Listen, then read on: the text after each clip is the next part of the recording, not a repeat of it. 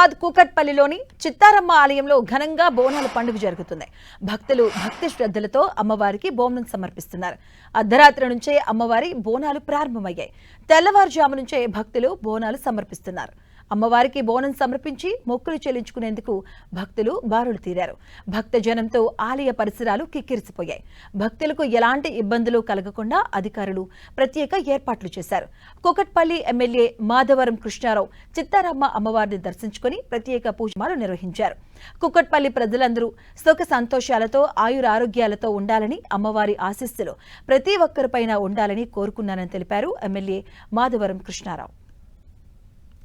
ఆషాఢభోషం బోనము ఆషాఢ మాసంలో పోచమ్మ తల్లి, మహాంకాళి, గోల్కొండ అమ్మవారు ఈరోజు రాష్ట్రంలో ఉన్నటువంటి తల్లులందరూ కూడా ఇవాళ అమ్మవారి పూజలు ఘనంగా జరపబోతూ ఉంటారు భక్తులు.